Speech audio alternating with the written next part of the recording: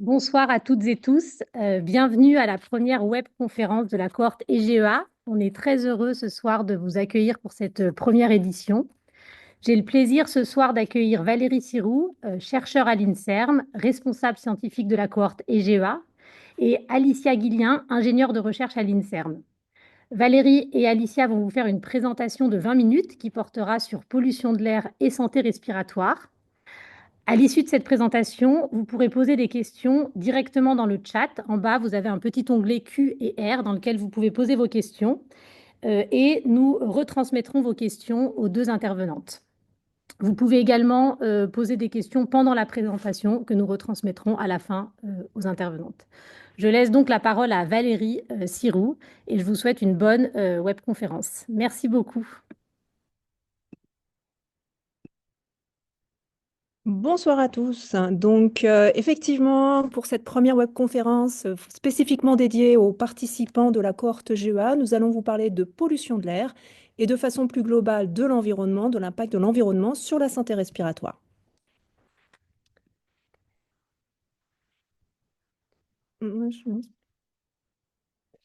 Donc, quelques généralités pour commencer sur la pollution de l'air. Donc, en fait, l'air, c'est ce qui va pénétrer dans votre corps via les poumons plus que n'importe quelle autre substance. Si en moyenne, tous les jours, nous mangeons l'équivalent de 1 kg de nourriture, nous buvons l'équivalent de 2 kg de liquide, nous respirons en fait 25 kg d'air. Ce qui représente jusqu'à 80 ans l'équivalent de 350 millions de litres d'air. Et si vous voulez avoir une petite représentation, c'est l'équivalent de 140 montgolfières. Donc vous voyez, l'air, vraiment, avoir une qualité de l'air dégradée peut, par ce biais-là notamment, particulièrement impacter la santé. La pollution de l'air n'est pas un choix de vie, c'est une exposition environnementale qui est involontaire, omniprésente, ce qui signifie que 100% de la population est exposée. Certes, à des niveaux variables d'exposition selon où on se situe, mais néanmoins, tout le monde est à minima exposé à la pollution de l'air. Alors, on parle de pollution de l'air, mais finalement, l'air que l'on respire, c'est j'ai l'habitude de dire une soupe de polluants. Il y a de nombreux polluants qui constituent cette pollution de l'air. Et chacun de ces polluants a des sources un petit peu différentes. Vous avez ici représenté le bilan de la qualité de l'air extérieur en France en 2023, qui vous donne pour 4 polluants, ceux qui sont les plus souvent étudiés, un petit peu leurs différentes sources, la répartition en fait des différentes sources de pollution. Donc pour le dioxyde de soufre, c'est un polluant qui est principalement issu de l'industrie. Pour les oxydes d'azote et notamment le dioxyde d'azote, c'est un polluant avant tout lié au transport, mais aussi à l'industrie, à l'agriculture notamment. Puis les particules, ce sont des polluants, eux, donc vous entendez souvent parler des particules dans les médias. Ce sont les grosses poussières que l'on respire et que l'on définit en fait par différents types de particules selon leur diamètre. Je vais revenir un tout petit peu plus tard. Et ces polluants-là, ils sont principalement issus du secteur résidentiel tertiaire, mais aussi de l'industrie et des transports. Alors, si je vous demande finalement, pour ces polluants, quelle est la tendance? Est-ce que vous êtes plus exposé aujourd'hui ou en 2000? Eh bien, pour tous ces polluants de l'air, il est très clair que nous avons eu une diminution de leur concentration dans l'atmosphère et donc nous sommes plutôt moins exposés aujourd'hui que nous l'étions dans les années 2000, par exemple. Ensuite, donc là, je vous ai présenté les polluants de l'air qui sont ce qu'on appelle primaires, qui sont directement émis dans l'atmosphère, mais il y a des polluants que l'on appelle secondaires, qui, eux, ne sont pas directement émis dans l'atmosphère, mais résultent de transformations de polluants primaires. Par exemple, c'est le cas de l'ozone, qui est un polluant qui résulte d'une transformation photochimique, donc qui a besoin des rayons solaires, et qui transforme en fait les oxydes d'azote en particulier en ozone. Ce polluant, c'est un des principaux polluants pour lequel, finalement, nous avons eu, contrairement aux autres polluants, une augmentation de sa concentration dans l'air, plutôt ces dernières années. Et cela, bien sûr, est directement lié au réchauffement climatique. Les particules en suspension, donc ce que j'ai appelé jusque-là les PM, les poussières, en fait, on les distingue selon leur diamètre. Ce que vous avez sur la figure de droite, en haut, c'est un cheveu que vous voyez en gris, en long. Et juste pour vous représenter ce que représentent les grosses particules, ce qu'on appelle les PM10, vous voyez, c'est déjà tout petit par rapport au diamètre d'un cheveu. Et puis les PM2,5 en rouge qui sont encore toutes petites. Donc clairement, ce sont des poussières, mais que l'on ne peut pas voir à l'œil nu, hein. Et selon, en fait, pourquoi c'est important de parler de leur diamètre? Parce que, en fait, selon leur diamètre, elles ont la possibilité de pénétrer plus ou moins profondément dans l'arbre bronchique. Et plus elles sont petites, plus elles vont pouvoir aller vraiment profondément dans l'arbre bronchique et finalement pouvoir par ce biais-là, en fait, être pénétrées finalement dans le flux sanguin et pas seulement rester au niveau respiratoire et donc avoir des impacts au-delà de la santé respiratoire. Alors, que savons-nous aujourd'hui à partir des études épidémiologiques? Vous savez que vous avez participé à la cohorte GEA, qui est une étude épidémiologique. Qu'est-ce que ce type d'étude a permis d'apporter en termes d'informations sur l'impact de la pollution de l'air sur la santé respiratoire? Alors, la première chose, c'est comment on peut estimer le niveau de pollution de l'air des participants d'une cohorte comme GEA. Eh bien, ce qu'on fait classiquement et ce que l'on a fait dans le cas de la cohorte GEA, c'est à partir des adresses résidentielles des participants. En fait, on va d'abord ce qu'on appelle géocoder ces adresses, c'est-à-dire leur donner des coordonnées géographiques avec la latitude et la longitude. Et puis, on va pouvoir superposer cela avec des modèles d'exposition aux différents polluants de l'air qui existent à l'échelle nationale, ce que vous pouvez voir sur la figure en bas à droite. Et vous voyez donc que selon où on se situe, on n'est pas exposé tout à fait au même niveau, ici c'est le dioxyde d'azote, euh, sur l'ensemble du territoire français. Et c'est cette variabilité entre les individus qui va être importante pour nous pour pouvoir mettre en évidence le rôle de la pollution de l'air sur la santé respiratoire. Alors, quand on parle de l'impact de la pollution de l'air sur la santé respiratoire, il faut bien distinguer deux choses. En fait, la pollution de l'air, elle peut agir sur quelques heures ou sur plusieurs années. Par exemple, dans le cas de l'asthme, vous savez, c'est une maladie chronique, mais qui se manifeste en fait différemment dans le temps. C'est-à-dire qu'il y a des périodes où la maladie, on a envie de dire, est silencieuse, elle ne se manifeste pas trop. Et puis d'autres périodes où, au contraire, on va avoir des symptômes, des exacerbations, voire dans certains cas, des hospitalisations liées à la manifestation de la maladie. Alors, on peut se poser la question dans un premier temps, est-ce que les pics de pollution de l'air peuvent entraîner ces manifestations de la maladie et donc, par exemple, entraîner une hospitalisation pour asthme? Donc, on va s'intéresser vraiment à l'exposition des heures, jours ou semaines avant la manifestation de la maladie. On parle alors des effets à court terme. Une autre question que l'on peut se poser, c'est est-ce que la pollution de l'air à laquelle chacun est exposé depuis sa naissance, voire même depuis la vie intra-utérine, est-ce que cette exposition répétée, continue, tout au long de la vie, peut avoir un impact voire sur l'apparition de la maladie? C'est dans une population qui n'a pas la maladie. Est-ce que ça peut vraiment participer au développement même de la maladie? Et là, on parle des effets à long terme, donc, sur le développement de la maladie. Alors, on ne va pas utiliser tout à fait les mêmes approches méthodologiques. Bien sûr, je ne vais pas entrer dans les détails, mais pour les effets à court terme, clairement, on travaille assez peu à partir de cohortes comme EGEA à laquelle vous avez participé.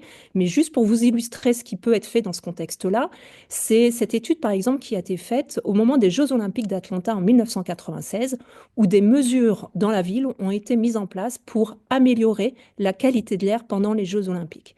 Et vous le voyez sur la figure de droite, on voit bien que pendant cette période des Jeux Olympiques, l'ozone a drastiquement diminué, les concentrations étaient beaucoup plus faibles. Et donc des chercheurs se sont posé la question, finalement, peut-on comparer le nombre de visites aux urgences ou hospitalisations pour asthme chez les enfants pendant ces 17 jours des Jeux Olympiques d'Atlanta par rapport à une période de référence, c'est-à-dire plutôt 4 semaines avant ou après les Jeux Olympiques? Et cette étude, elle a bien mis en évidence une diminution de recours aux urgences pour asthme pendant la période des Jeux Olympiques, entre une diminution de 11 à 42% selon les différentes sources de données de santé qui étaient utilisées. Et pour que ce soit plus convaincant, les auteurs ont regardé que sur cette même période, en fait, il n'y avait pas de changement de recours aux urgences pour un problème de santé autre que l'asthme. Donc cette étude, elle était une des premières vraiment à mettre en évidence le possible impact d'effets à court terme de la pollution de l'air sur les hospitalisations pour asthme. Et en fait, il y a beaucoup, beaucoup d'études qui ont été faites comme cela dans la littérature et une large méta-analyse. Alors, qu'est-ce qu'on appelle une méta-analyse? C'est une méthode qui permet en fait de résumer l'ensemble des travaux de la littérature. Donc, dans ce cas de cette étude ici, c'était 87 études internationales qui permettaient donc de résumer l'impact de l'exposition aux polluants de l'air sur les visites aux urgences et les hospitalisations pour asthme. Ce résumé de la littérature internationale a bien montré que pour tous les polluants, lorsque la concentration augmentait, alors le risque de visite aux urgences et hospitalisation pour asthme augmentait aussi. Par exemple, une augmentation de 10 microgrammes par mètre cube de particules fines était associée à une augmentation du risque d'hospitalisation pour asthme de 2,3%. Alors vous pourrez me dire 2,3%, c'est petit au niveau individuel. Vous avez raison, au niveau individuel, ce n'est pas un risque majeur, c'en est un, mais on peut considérer qu'il ne soit pas majeur.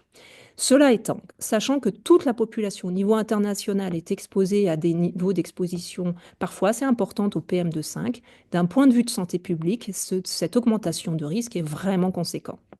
Au total, toute la littérature montre bien qu'il y a aujourd'hui, c'est avéré en fait l'impact de la pollution de l'air chez les individus asthmatiques quant à leur expression de la maladie. Alors maintenant, on va discuter des effets à long terme, c'est-à-dire l'exposition à la pollution de l'air à laquelle je suis exposée pendant des années. Est-ce que ça peut participer au développement de l'asthme? Je ne vais pas vous détailler la littérature, mais chez l'enfant, il est avéré aujourd'hui que l'impact de la pollution de l'air a un réel impact sur le développement de l'asthme chez les enfants. Mais il y avait alors très peu d'études sur l'adulte. En fait, l'asthme se développe souvent chez l'enfant et beaucoup moins chez l'adulte, donc c'est difficile à faire sur une seule étude. Et dans ce contexte-là, un large programme européen auquel en fait la cohorte GEA a participé a permis d'évaluer pour la première fois à grande échelle l'impact de la pollution de l'air sur le développement de l'asthme chez les adultes. Alors je dis à large échelle, c'est 6 cohortes européennes, donc EGEA, mais bien d'autres cohortes, avec au total plus de 23 000 participants et au total plus de 1200 nouveaux cas d'asthme à l'âge adulte. Cette étude était donc une des premières à mettre en évidence, comme vous le voyez sur la figure, là, une augmentation du risque d'incidence de l'asthme, donc le développement de la maladie asthmatique chez l'adulte, associé à une augmentation de l'exposition au dioxyde d'azote, dont vous vous souvenez, c'est le polluant qui est plutôt avec une source liée à la circulation automobile. Et depuis, d'autres études sont venues conforter les résultats qu'il y avait dans ESCAPE, des études américaines notamment, et qui ont bien montré l'impact aussi de la pollution de l'air sur le développement de l'asthme chez l'adulte. Dans EGEA, nous sommes allés un petit peu plus loin. On a pu étudier l'impact de l'exposition à long terme à la pollution de l'air, non seulement sur le développement de la maladie, mais aussi sur la sévérité ou le contrôle, c'est-à-dire le niveau de symptômes de la maladie asthmatique. Et 2 études ont permis effectivement de mettre en évidence à la fois un impact de l'exposition à l'ozone et aux particules sur l'asthme plus sévère ou moins bien contrôlé, donc c'est-à-dire avec plus de symptômes. Alors, par quel mécanisme biologique? En fait, les études que je vous ai montrées là, ça fait des corrélations statistiques, mais vous pourrez me dire, cette corrélation, finalement, est-ce qu'on peut en déduire directement un effet de cause à effet? Est-ce que c'est vraiment la pollution de l'air?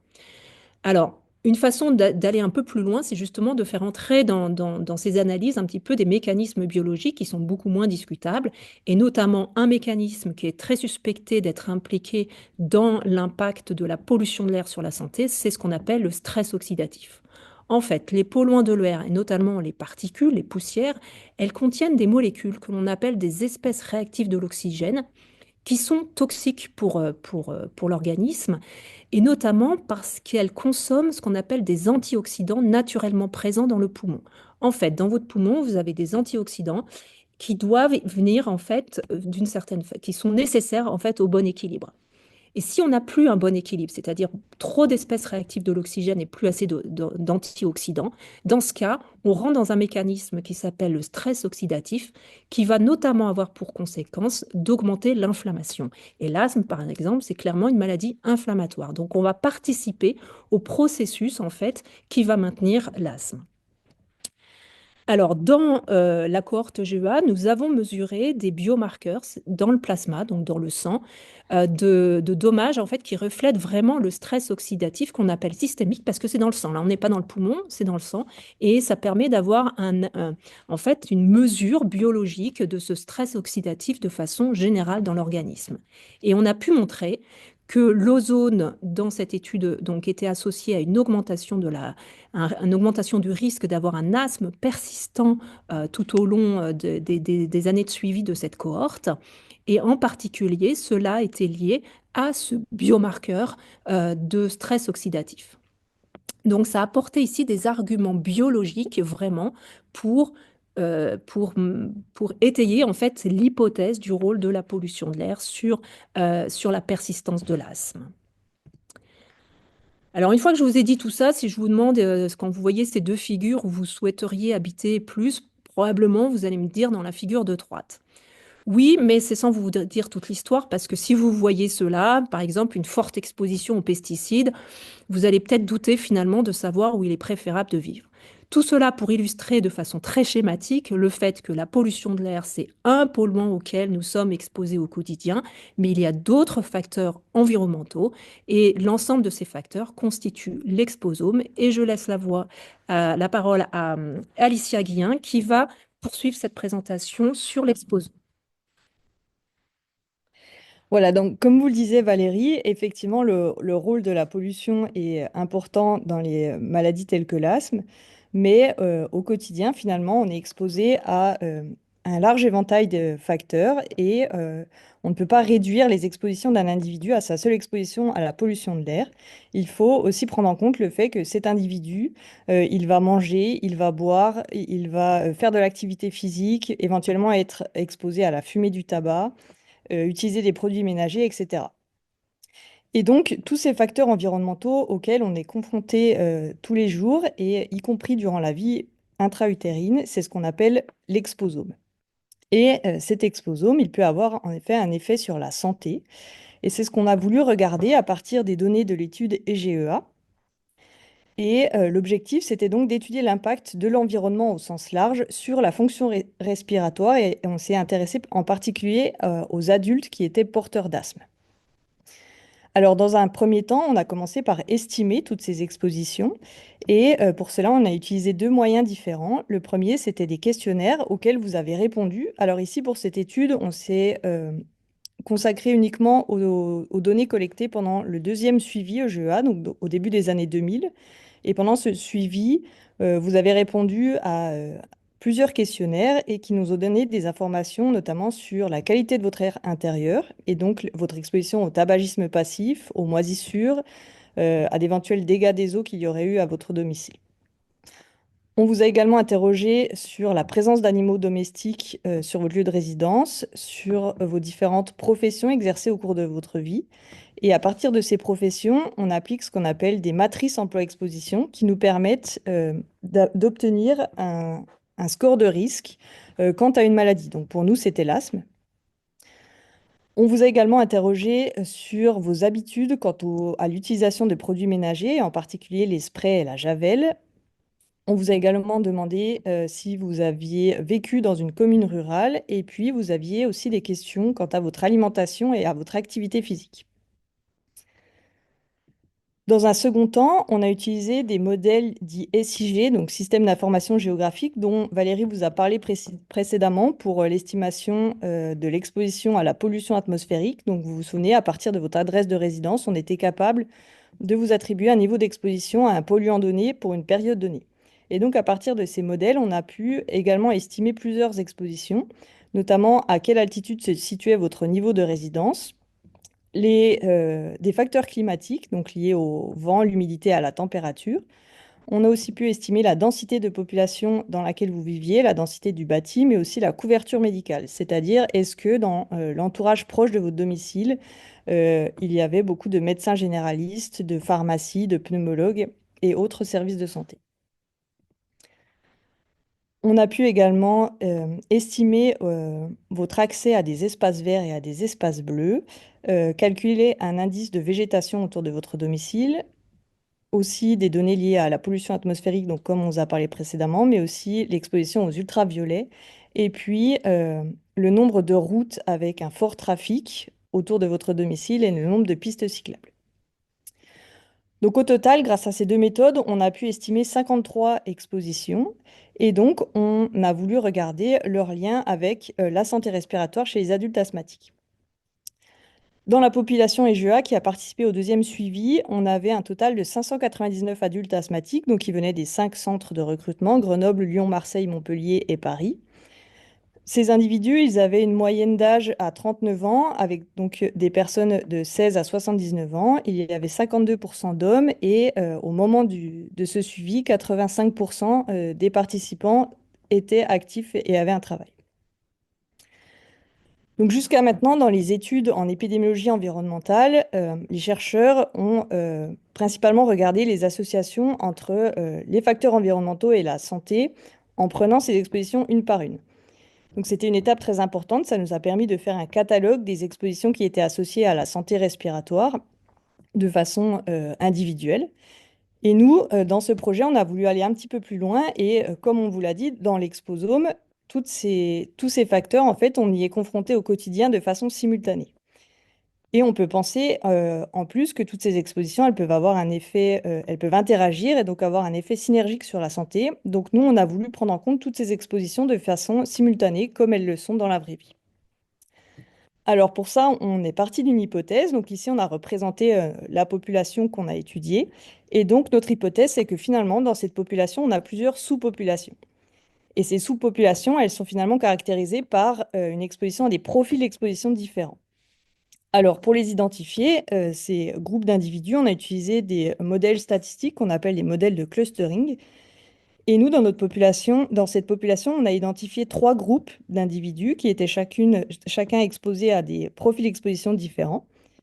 Donc, on avait un premier groupe de 21 personnes qui avait le profil d'exposition dit le plus à risque, puisque c'était une population qui consommait beaucoup de tabac, qui avait une alimentation moins saine que les 2 autres groupes, qui vivaient proches d'axes routiers avec beaucoup de trafic, qui avaient un accès aux soins un peu moindre par rapport aux 2 autres groupes d'individus et une moyenne d'âge environ 45 ans. Ensuite, on avait un deuxième groupe, cette fois-ci avec 112 individus qui avaient la même moyenne d'âge que le premier groupe, qui fumaient aussi, mais moins de cigarettes par jour en moyenne que le premier groupe. Et en revanche, ils avaient une meilleure alimentation, une alimentation plus saine et plus d'accès aux soins, c'est-à-dire plus de pneumologues, de pharmacies et de médecins généralistes autour de leur domicile.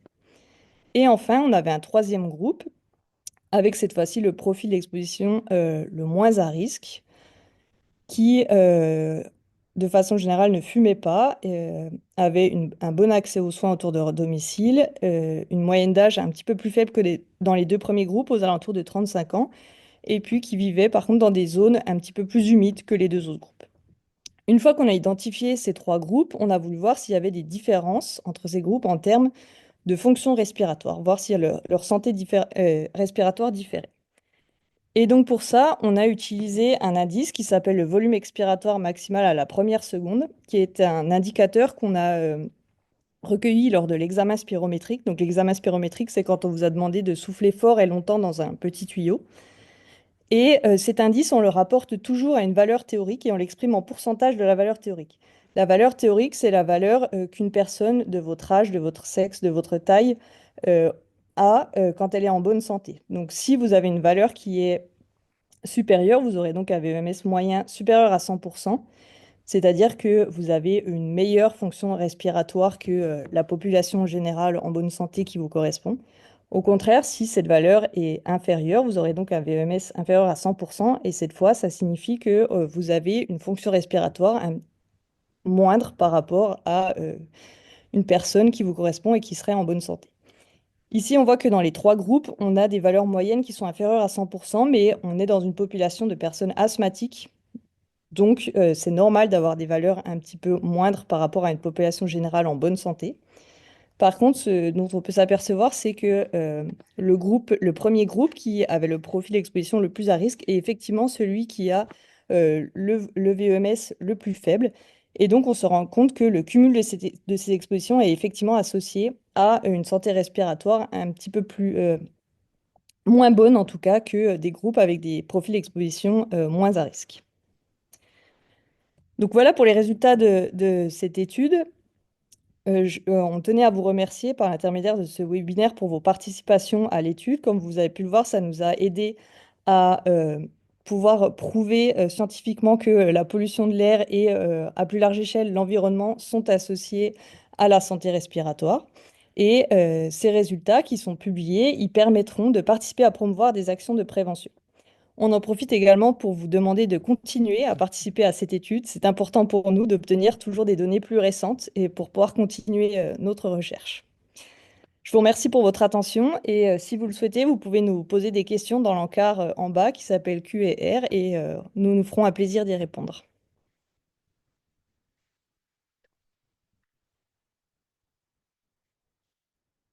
Alors, on a déjà 2 questions, mais vous pouvez continuer à les poser. Donc Valérie, la première question. Est-ce que les cartes avec les niveaux de pollution sont accessibles au public? Alors, oui, d'une certaine façon, elles sont accessibles. Après, elles sont pas si facilement. Enfin, si la question c'est de savoir effectivement là où vous habitez, quel est le niveau d'exposition, c'est pas si facile à faire si vous n'avez pas l'habitude d'utiliser ce genre d'outils. C'est des cartes qui sont très lourdes, hein, qui contiennent beaucoup d'informations. Mais globalement, oui, ces informations, elles sont rendues publiques en fait, notamment pour être partagées pour la recherche. On a une deuxième question. Pourriez-vous définir espace bleu? En général, c'est la proximité en fait à l'eau, donc que ce soit une rivière, que ce soit un lac, que ce soit la mer en fait.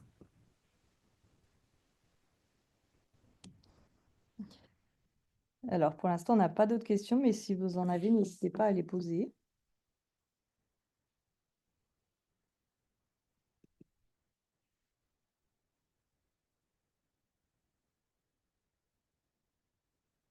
Alors n'hésitez pas non plus, si vous avez des questions qui vous viennent après, en fait, en discutant un petit peu, à nous envoyer aussi un mail, hein. Vous connaissez notre adresse et surtout les documents EGEA qui peut vous permettre aussi voilà, de revenir vers nous si vous avez des questions, bien sûr. Alors, on a plusieurs questions qui arrivent. Donc, la première, comment peut-on tenir compte du fait qu'on passe du temps en dehors de de son domicile pour estimer son niveau d'exposition? Alors oui, c'est une très bonne question. Parce qu'effectivement, ce qu'on a beaucoup fait jusque-là dans les études épidémiologiques, c'est ce qui était faisable. Et donc, on prenait essentiellement en compte, effectivement, l'adresse au domicile des participants. Néanmoins, c'est quand même là où, en général, ils passent la majeure partie de leur temps. Voilà. Après, il y a d'autres études où on est allé un petit peu plus loin. Par exemple, si on travaille chez des adultes qui travaillent, si on a les adresses professionnelles, on peut cumuler les deux adresses pour essayer de prendre en compte les informations. Une autre façon de faire, c'est de faire porter des capteurs aux individus. Donc, par ce biais-là, d'avoir des mesures personnelles. On appelle ça des mesures personnelles. Donc, vous portez un capteur et donc, il mesure vraiment la pollution de l'air partout où vous êtes, au moment où vous y êtes.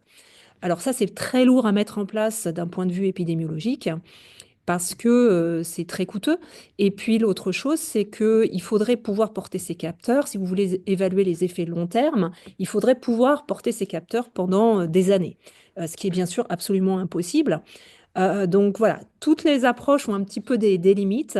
Clairement, il y a une amélioration considérable dans la mesure, dans l'évaluation de la qualité de l'air que l'on fait maintenant en épidémiologie, et on continue voilà à progresser dans ce sens-là, mais en prenant donc en compte les différentes adresses des participants. On a d'autres questions. Comment fait-on pour participer à la nouvelle cohorte? Ah, très bonne question. Eh bien, normalement, vous avez reçu un courrier dans lequel vous avez un petit questionnaire, c'est donc EGEA 4, hein, dans lequel il y avait un petit questionnaire que vous avez dû nous retourner. Et ensuite, à la suite de ce questionnaire, on vous recontacte pour une visite clinique. Donc, Peut-être que vous n'avez pas été encore recontacté pour la visite clinique parce que ça prend du temps, hein. Vous étiez plus de 2000 au début dans le GEA, donc ça prend du temps de revoir l'ensemble de la population. Mais si vous n'avez pas répondu au petit questionnaire, dans ce cas, il faut nous recontacter effectivement parce qu'on peut voilà, on peut vous l'envoyer bien sûr. Très bien. Alors, une autre question. Envisagez-vous un suivi des enfants des participants à l'étude? Et plus généralement, quelles sont les recommandations pour les enfants? Quid des purificateurs d'air? Mhm. Alors, on s'est posé effectivement la question quand on a lancé le GEVA 4, quel design d'études, on appelle ça, quel schéma d'études on allait utiliser, c'est-à-dire est-ce qu'on repartait sur la même population? Il y a des cohortes qui ont fait ça effectivement, d'élargir la population en intégrant les nouvelles générations. Euh, Compte tenu des autres cohortes existantes en France, il ne nous a pas semblé que c'était ce que l'on devait faire. Donc, effectivement, à ce stade-là, sur ce suivi-là, nous avons décidé effectivement de revoir la population initiale, mais pas forcément d'intégrer les nouveaux membres des familles, la nouvelle génération. Mais ça se fait effectivement dans certaines cohortes. Ensuite, les purificateurs d'air, je vous avoue que c'est une question sur laquelle il m'est difficile de répondre.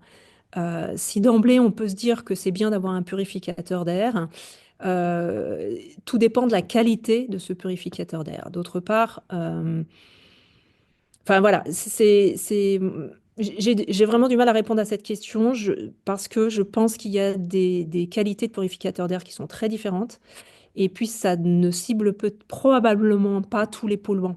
Donc selon les polluants, ça peut être efficace ou inefficace. Donc voilà, je suis désolée, je peux difficilement aller au-delà de cela.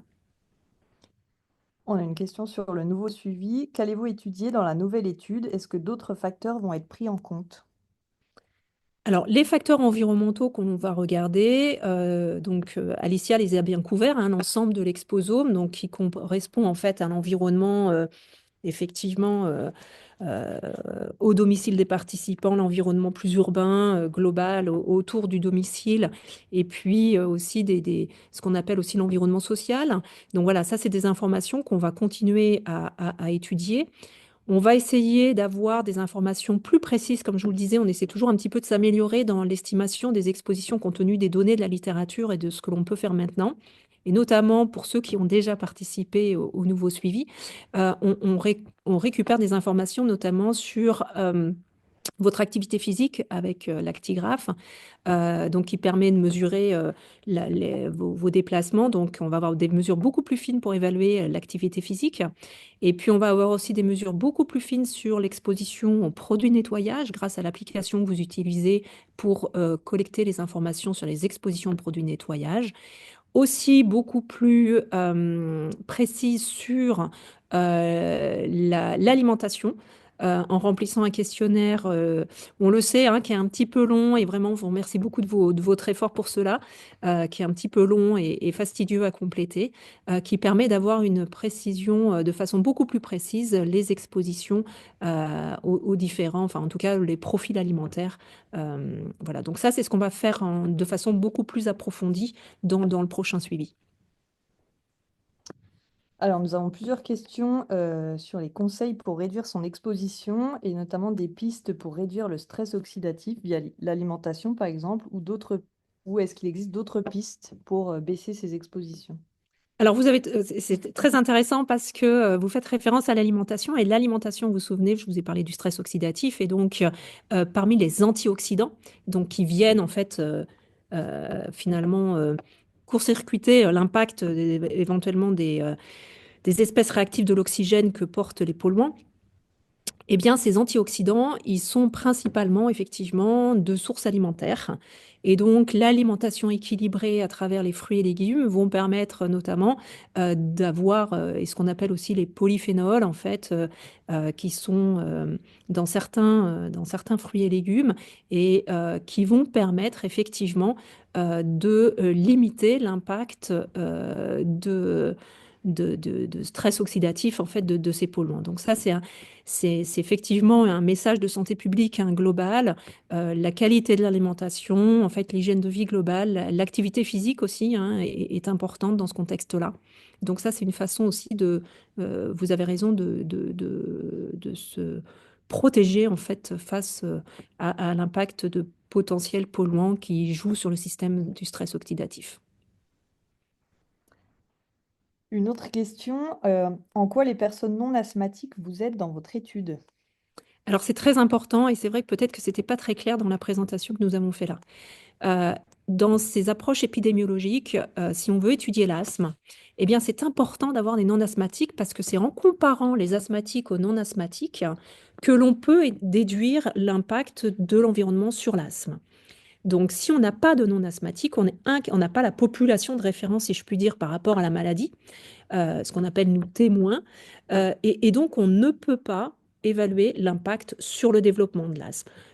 On peut travailler uniquement chez les asthmatiques, ce qui est intéressant aussi, hein, mais il nous manque quand même tout le développement de l'asthme, les facteurs de risque du développement de l'asthme, par exemple ce que l'on a fait avec le programme européen ESCAPE sur la pollution de l'air, sur le développement de l'asthme de l'adulte, nous n'aurions pas pu participer à ce gros projet européen si nous n'avions inclus que des asthmatiques. Donc c'est très très important que les non-asthmatiques aussi participent à ces études et les non-malades aussi de façon générale. Alors c'est vrai que ça, intuitivement, dans un premier temps, ça paraît pas évident, mais voilà, c'est vraiment important néanmoins, parce que sinon, on ne peut pas travailler sur les facteurs de risque du développement des maladies. On a une question sur la deuxième partie de la présentation. Une personne qui n'a pas très bien compris la construction des trois groupes. Que deviennent par exemple les personnes aux habitudes sportives et qui vivent dans un environnement très sain? Ont-elles un VEMS plus élevé?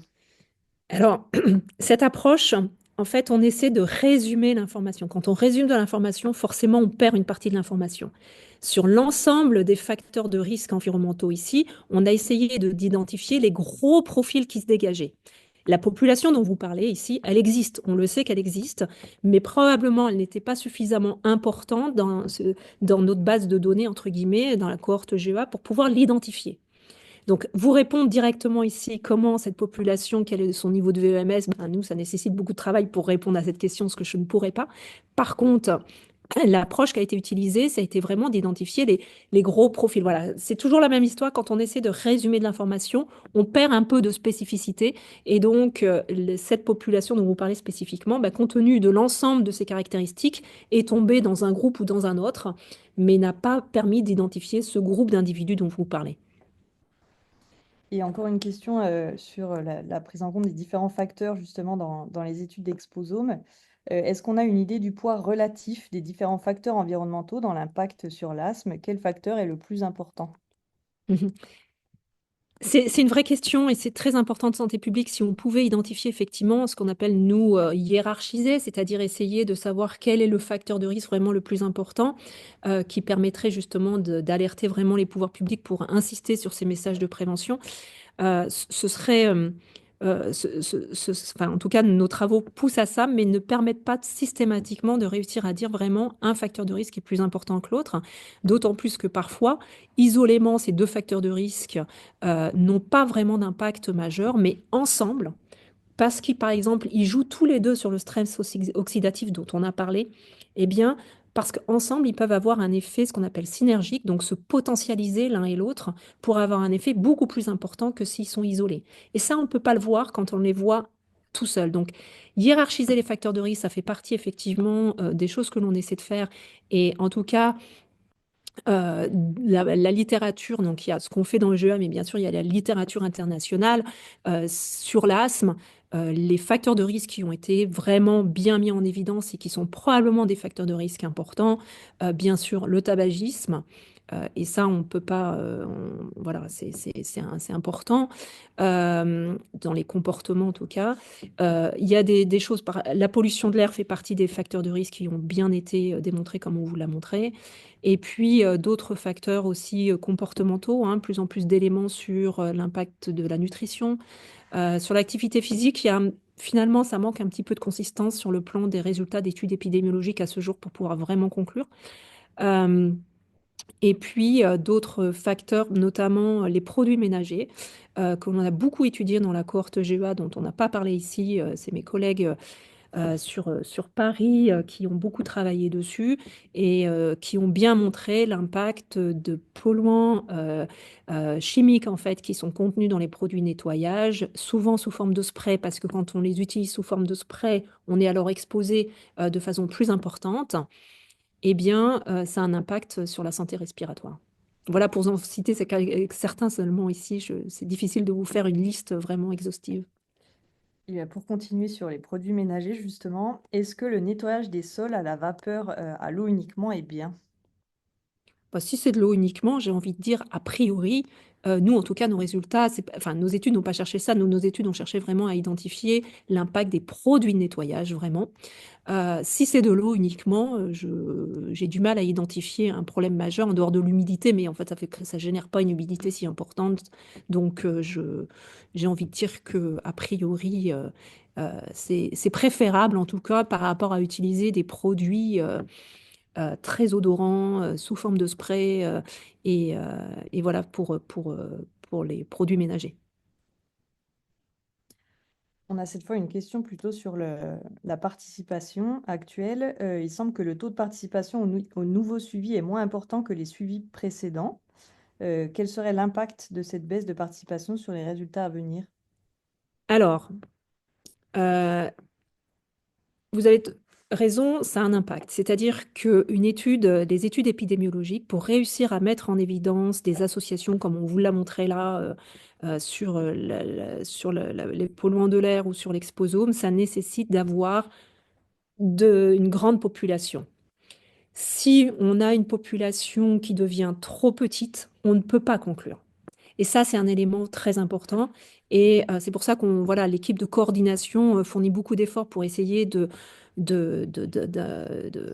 motiver hein, l'ensemble des participants à la cohorte à revenir participer quand c'est possible pour eux. Bien sûr, on comprend les contraintes des uns et des autres, hein, mais de réussir vraiment à revenir pour participer à ce nouveau suivi, parce que vous avez raison, si on a trop peu d'individus qui participent, ce sera difficile de conclure pour beaucoup d'études. On a une nouvelle question en lien avec le stress oxydatif. Avez-vous des éléments à partager sur les conséquences du stress oxydatif sur l'organisme? Alors, très rapidement, le stress oxydatif, quand il est présent, ça va favoriser notamment l'inflammation. L'inflammation, l'asthme, c'est une maladie inflammatoire. Les bronches sont inflammées, en fait. Il y a la paroi bronchique est plus épaissie. Et d'ailleurs, c'est pour ça que ça siffle, parce que finalement, avec une paroi bronchique plus épaissie, eh bien, l'air qui circule, le diamètre par lequel circule l'air est beaucoup plus petit. Donc, cette inflammation, en fait, voilà, le stress oxydatif va participer à cette inflammation. Il y a d'autres mécanismes voilà, qui sont aussi potentiels, tels que le dommage de l'ADN, qui peut aussi être une conséquence du stress oxydatif. On a maintenant une question sur le climat. Quelle est l'importance du climat, du froid ou encore de l'humidité sur la santé respiratoire? Alors, il y a un impact du froid, de l'humidité sur la santé respiratoire.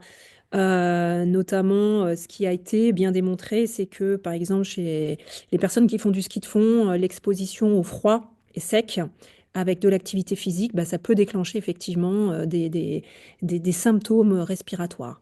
Donc, on sait que effectivement, le froid peut avoir des impacts sur la santé respiratoire. Avec le réchauffement climatique, il y a de plus en plus d'études qui se posent la question de quelle mesure, en fait, les températures extrêmement chaudes peuvent aussi avoir un impact. Il commence à y avoir des données dans la littérature dans ce sens-là. Donc, effectivement, des températures, alors quand je dis extrêmement chaudes et froides, c'est-à-dire inhabituelles par rapport à là où on vit, peuvent avoir des impacts sur la santé respiratoire. Une autre question, est-ce que ces facteurs environnementaux néfastes peuvent également impacter les façons de respirer, par exemple entraîner de l'hyperventilation ou encore avoir un impact sur la fréquence respiratoire? Mhm.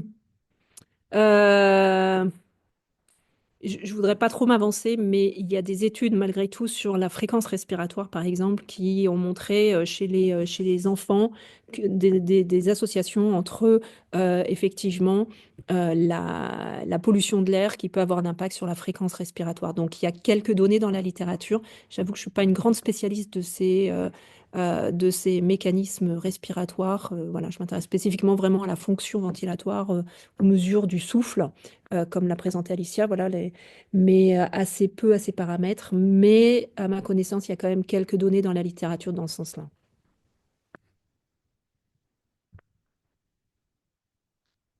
Est-ce qu'on a d'autres questions? Alors, on a encore une question. Mon fils qui est sur Bordeaux ne peut pas participer à l'étude malgré vos relances. Dommage qu'il n'y ait... Donc, je pense que c'est lui qui dit dommage qu'il n'y ait pas plus de centres.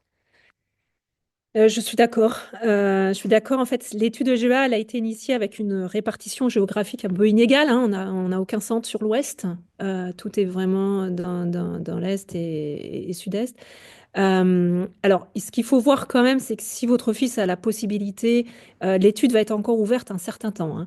Donc, s'il a la possibilité de se rendre à Paris, à Lyon, à Marseille, à Montpellier, à Grenoble, il faut absolument qu'il nous contacte parce que nous, on peut essayer de lui caler un rendez-vous à ces moments où il serait en visite dans ces villes-là. Donc ça, c'est pour la participation aux examens cliniques. Si vraiment c'est impossible de se déplacer pour participer aux examens cliniques, on a une version plus courte où il répondra uniquement au questionnaire, voilà, pour participer à une partie des études des analyses qui pourront être faites par la suite. Mais surtout, voilà, il faut bien voir que si on l'invite aujourd'hui, et même si dans les 2 mois qui viennent, il n'a pas la possibilité d'aller dans une de ces 5 villes, il ne faut pas hésiter à nous dire quand même si dans l'étude va encore durer au moins pendant un an. Donc, n'hésitez pas pendant cette année-là à revenir vers nous. On peut vous organiser un rendez-vous dans un de ces centres. Donc, je répète, Paris, Lyon, Marseille, Montpellier, Grenoble. Euh, Est-ce que l'impact du surpoids a été regardé parmi les facteurs aggravants? Alors, obésité et asthme. Euh, En fait, pendant longtemps, on n'a pas bien su quelle était finalement, entre guillemets, le cause à effet, la relation de cause à effet entre ces deux variables, entre euh, euh, ces deux maladies finalement. Alors aujourd'hui, on sait. On sait que l'obésité est un facteur de risque du développement de l'asthme. Et ce qui se passe derrière, c'est justement l'inflammation qui revient ici. C'est que l'obésité va favoriser un système inflammatoire assez systémique, donc sur l'ensemble du corps. Et donc par ce biais-là aussi, notamment, hein, favoriser le développement de l'asthme. Sur la sévérité, il y a des données aussi qui suggèrent effectivement que les personnes en surpoids peuvent avoir un asthme plus symptomatique.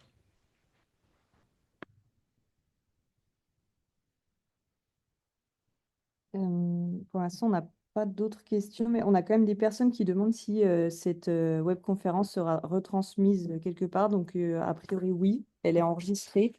Elle est enregistrée et elle sera diffusée sur le site. On vous enverra un lien et vous pourrez accéder à l'enregistrement de cette webconférence. Et vous pouvez bien sûr la diffuser à qui vous pensez être intéressé par cette webconférence.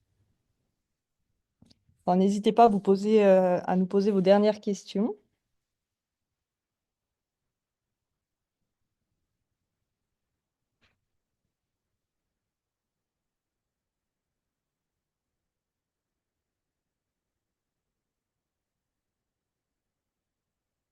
S'il n'y a plus d'autres questions, écoutez, on vous propose de mettre fin à ce premier webinaire maintenant. En tout cas, merci beaucoup de votre participation. Vous étiez nombreux à participer et nous sommes voilà, vraiment ravis d'avoir partagé avec vous les informations à l'occasion de ce webinaire. Et bien sûr, on reste à votre écoute. N'hésitez pas si vous avez des questions, et notamment en lien avec le nouveau suivi, mais pas seulement. Euh, voilà. Merci beaucoup et à bientôt. Merci.